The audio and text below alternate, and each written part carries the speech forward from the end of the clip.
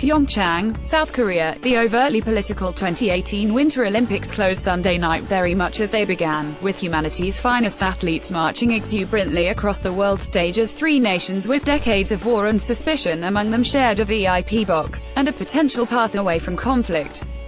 Senior North Korean official Kim Jong-chol, South Korean President Moon Jae-in and U.S.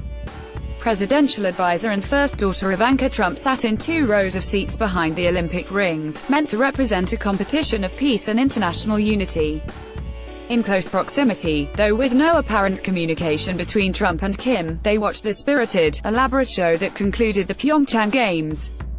Even as dancers performed cultural stories to music before a huge crowd, South Korea's presidential office released a brief statement saying that Pyongyang had expressed willingness to hold talks with Washington.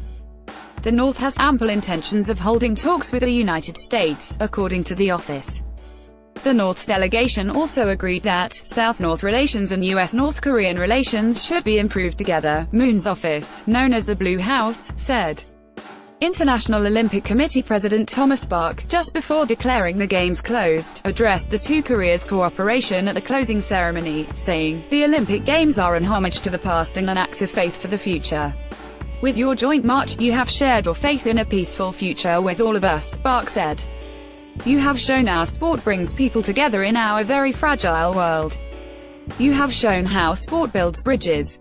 It was all an extraordinary bookend to an extraordinary Olympics that featured athletic excellence, surprises and unexpected lurches forward toward a new détente on the Korean peninsula." Thrilled athletes marched into the arena around the world's flags, relaxed after showing their athletic best to themselves and to the world. "We have been through a lot so that we could blaze a trail," said Kim Yoon-young, skip of the South Korean women's curling team, which captured global renown as the Garlic Girls, all from a garlic-producing Korean hometown. They made a good run for gold before finishing with runner-up silver. That these games would be circumscribed by politics was a given from the outset because of regional rivalries. North Korea, South Korea, Japan and China are neighbors with deep, sometimes twisted histories that get along uneasily with each other in this particular geographic cul-de-sac. North and South, but there was something more this time around. Hanging over the entire Games was the saga, or opportunity, if you prefer, of a delicate diplomatic dance between the Koreas, North and South, riven by bloodshed and discord and an armed border for the better part of a century. The Games started with a last-minute flurry of agreements to bring North Koreans to South Korea to compete under one combined Korea's banner.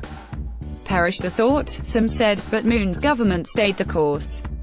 By the opening ceremony, a march of North and South into the Olympic Stadium was watched by the world, and by dozens of North Korean cheerleaders applauding in calibrated synchronicity.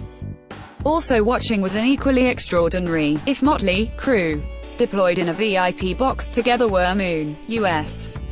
Vice President Mike Pence and North Korean leader Kim Jong-un's envoy sister, Kim Yo-jong. The latter two, at loggerheads over North Korea's nuclear program, didn't speak, and the world watched the awkwardness.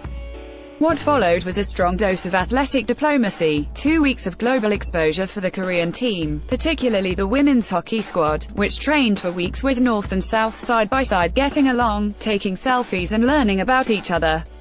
On Sunday night, though K-pop megastars EXO claimed center stage, leaders rejoined athletes as a primary focus. Kim, President Donald Trump's daughter and Moon sat in close proximity as the Olympics end unfolded before them and the statement was released in Seoul. Also seated nearby was Jen. Vincent Brooks, commander of U.S. Forces Korea. Unlike Pence, Ivanka Trump was smiling as she turned in the North Koreans' direction. It was not clear what she was smiling at, but a White House official said it was not the North Koreans. The developments Sunday both inside and outside the VIP box were particularly striking given that Kim Jong-chol, now vice chairman of North Korea's ruling Workers' Party Central Committee, is suspected of masterminding a lethal 2010 military attack on the South. Outside the stadium, North Korea was not welcomed as much. More than 200 anti-Pyongyang protesters, waving South Korean and U.S. flags, banging drums and holding signs like "Killer Kim Jong-chol go to hell," rallied in streets near the park. They denounced the South Korean government's decision to allow the visit. There were no major clashes. Russia drama, that wasn't all when it came to these odd games. Let's not forget Russia, or, we should say, Olympic athletes from Russia, the shame-laced moniker they inherited after a doping brouhaha from the 2014 Sochi Games doomed them to a non-flag-carrying Pyeongchang Games. 2 more Russian athletes tested positive in Pyeongchang in the past 2 weeks. So on Sunday morning, the IOC refused to reinstate the team in time for the closing but left the door open for near-term redemption from what one exasperated committee member called this entire Russia drama. Away from the politics, humanity's most extraordinary feats of winter athletic prowess unfolded, revealing the expected triumphs but also stars most unlikely, from favorites like Michaela Schiffer and Shaun White and Lindsey Vonn to sudden surprise legends like Czech skier snowboarder Esther Ledecker and the medal-grabbing Garlic Girls, South Korea's hometown curling favorites. Other Olympic trailblazers, Chloe Kim, American snowboarder extraordinaire, the U.S. women's hockey team and men's curlers, both of which claimed gold, and the Russian hockey team, with its nail-biting, overtime victory against Germany. What's next for the Games? Tokyo in summer 2020, then Beijing, summer host in 2008, staging an encore, this time for a Winter Games. With the completion of the 2018 Pyeongchang Games, that Olympic trinity marks 1/3 of a noteworthy Olympic run by Asia. For those keeping score at home, that means 4 of 8 Olympic Games between 2008 and 2022 will have taken place on the Asian continent. Not bad for a region that hosted only 4 games in the 112 years of modern Olympic history. Before that, Tokyo in 1964, Sapporo in 1972, Seoul in 1988 and Nagano in 1998. Japan and China will, it's likely, be highly motivated to outdo South Korea and each other. Meantime, the Olympians departing Monday leave behind a Korean peninsula full of possibility for peace, or at least less hostility.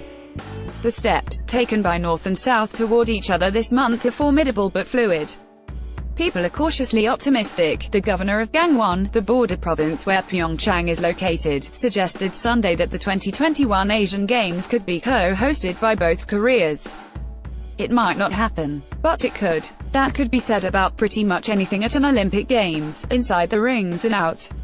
Corporate and political and regimented though it may be, that's what makes it still the best game in town for an athletic thrill every other year, and yes, sometimes a political one, too.